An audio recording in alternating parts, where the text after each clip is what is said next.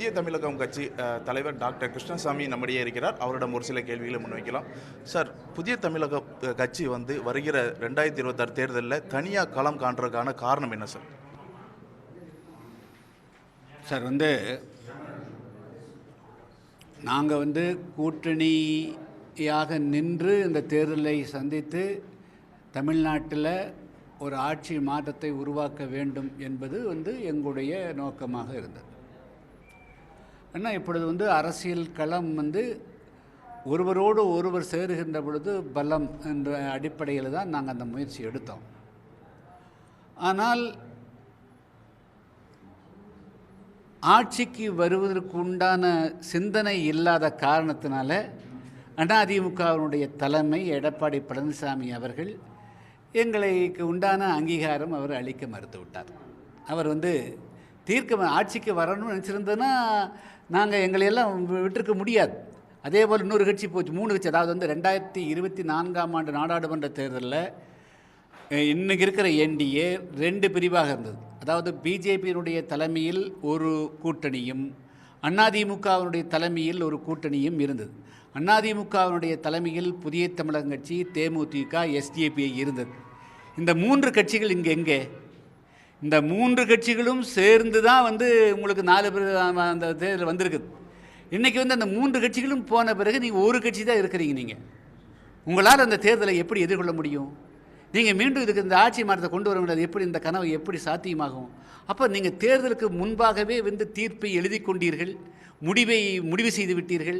நீங்கள் ஆட்சிக்கு வருவதற்காக இந்த தேர்தலை சந்திக்கவில்லை. மாறாக ஒரு 40-50 சீட்டில் வெற்றி பெற்ற எதிர்க்கட்சியாக அமைந்தால் போதும் என்ற எண்ணத்தோடு தானே இந்த தேர்தல் அணுகிறார்கள். ஆனால் அவங்க தான் அதுக்கு பொறுப்பேற்றுக்கணும். எங்களை எதிர்த்தவங்களுக்கு நாங்களும் எதிர்ப்போம் அப்படின்னு சொல்லியிருக்கீங்க. திமுகவையும் அதிமுகவும் நேரடியாக எதிர்க்கீங்களா? ஏன் இது எங்களுக்கு என்ன அவங்க 2 திமுக என்னத்தை எங்களுக்கு பண்ணிட்டாங்க? அந்த கட்சியில் என்ன அங்கீகாரம் கொடுத்துக்கிறாங்க? நீங்கள் பேச சமூக நீதி பேசுகிறீங்க. ஏறக்குறைய அதாவது ஒரு காலத்தில் பரச்சேரியும் பள்ளச்சேரிகளும் தான் திமுக திராவிட இயக்கங்களுடைய தொட்டில்களாக இருந்திருக்கிறது. தேவேந்திர வேளாளர்கள் தஞ்சை, திருவாரூர், நாகப்பட்டினம் ஆச்சுங்களா. இதே தமிழ்நாட்டுடைய முன்னாள் கலைஞர் அவருடைய வீடு திருக்கோயிலேயே தேவேந்திர வேளாளர் இருக்கிறார்கள். ஸோ இது மாதிரி லட்சக்கணக்கான கோடிக்கணக்கான மக்களை 2 கட்சியும் தான் புறக்கணிச்சிருக்குது இன்றைக்கி. அதனால் 2 கட்சிக்குமே நாங்கள் பாடம் போட்டுவோம். தேவேந்திர குல மக்களுக்கு இந்த 2 கட்சியும் செய்யாததை டாக்டர் கிருஷ்ணசாமி என்ன செய்ய போகிறார்? என்ன செஞ்சுருக்கிறோம்னு சொல்லட்டுங்களா? 1991லேருந்து 96ஆம் ஆண்டு வரையிலும் தமிழ்நாட்டில் அதிமுக ஆட்சி இருந்தது. அப்பொழுது கொடியங்குள் உட்பட்ட 22 கிராமங்களை காவல்துறையை வச்சு அடித்து நொறுக்குனாங்க. அன்றைக்கி பிரதான எதிர்கட்சி திமுக. திமுக அதை எதிர்த்து ஒரு கண்டன ஆர்ப்பாட்டம் செய்தார்களா, கண்டன போராட்டம் நடத்தினார்களா அப்படின்னு இல்லை. ஆனால் புதிய தமிழக கட்சி நான் அப்படி சட்டமன்ற உறுப்பினராக இல்லை, சாதாரணமான ஒரு மருத்துவராக இருந்தேன். ஆனால் கோயம்புத்தூரில் கொடியங்குளம் அந்த பிரச்சனையை எடுத்து வெளி உலகத்துக்கு கொண்டு டெல்லி வரையிலும் சிபிஐ விசாரணை ஓரி போராட்டம் நடத்தி அதுக்கு பிறகு அந்த பகுதி சட்டமன்ற உறுப்பினராக.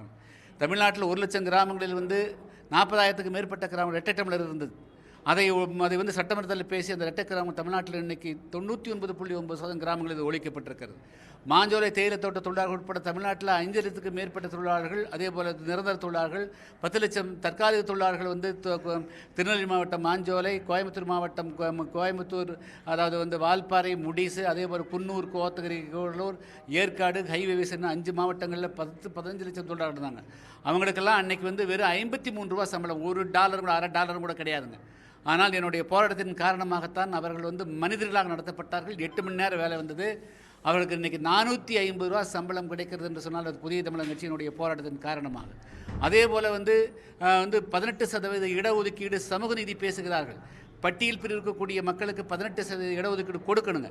அதை 2009ஆம் ஆண்டு இருந்த முதல்வர் கருணாநிதி அவர்கள் அதை 3-5-15 பிரித்தார். 3 மட்டும் கொடுக்கறது போல அவர்களுக்கு மீண்டும் 15% கொடுத்ததுனால பெரும்பாலான தேவேந்திரோட மக்களுக்கு படித்த இளைஞர்களுக்கு உண்டான வேலை வாய்ப்புகள், அதே போல் ஆதிரோட வேலை வாய்ப்புகள் கிடைக்காம போச்சு.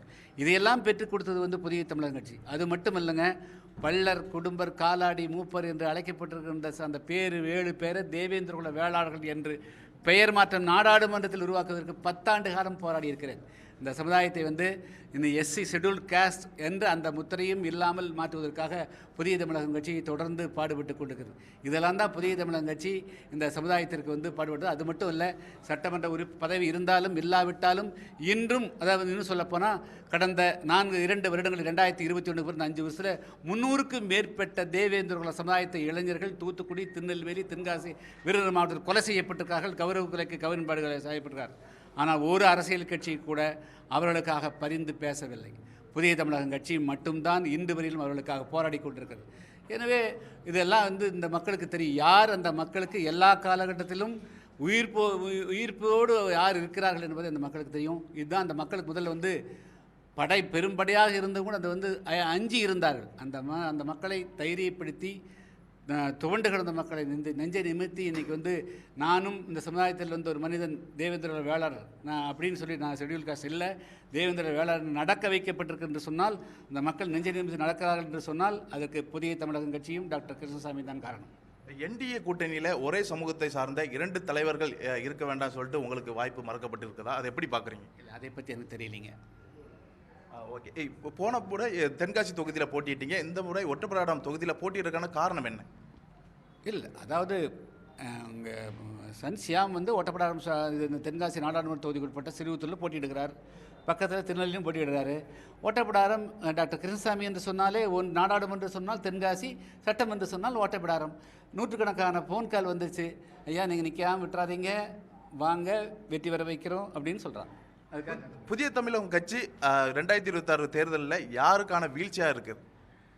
இல்லை, அதாவது நான் தனி நபர்களுடைய வீழ்ச்சியை பார்க்கல. மற்றபடி தமிழ்நாட்டில் வந்து ஊழலுக்கான வீழ்ச்சியாக இருக்கும், மது போதை புகைக்கான வீழ்ச்சியாக இருக்கும், அதான் லஞ்சனா அப்படின்னு சொல்லிட்டேன். அதே போல் அதான் சொல்ல முடியும் ஆச்சுங்களா. ஒரு நல்லாட்சிக்கான ஒரு எழுச்சியாக இருக்க முடியும். புதிய தமிழகம் கட்சி முதற்கட்டமாக 43 வேட்பாளர்களை அறிவித்திருக்கிறது. 2026 தேர்தலில் தனித்து களம் காண்கிறது என டாக்டர் கிருஷ்ணசாமி அறிவித்துள்ளார். தந்தி டிவி செய்திகளுக்காக ஒளிப்பதிவாளர் பாலாஜியுடன் செய்தியாளர் ஆல்வின். தவிர்க்க முடியாத தம்ப்நெயில்ஸ், கலக்கலான கண்டென்ட்ஸ், சினிமாவும் சீரியஸ் பிரச்சனைகளும், பல வருடங்கள் இடைவெளிக்கு பிறகு இந்த படத்துல ஒரு கலகலப்பும் கைகலப்பும், போயிட்டே தான் இருக்காரே தவிர பிரேக்கே இல்லாமல் பிரேக்கிங் நியூஸ் சொல்லும் தந்தி டிவி ஆப். இன்ஸ்டா தலைமுறை வரை இறங்கி அடிக்கும் தந்தி டிவியின் டிஜிட்டல் எக்ஸ்க்ளூசிவ். அது தண்ணிக்குள்ள போகும்போது ஹேங் ஆயிடுச்சு.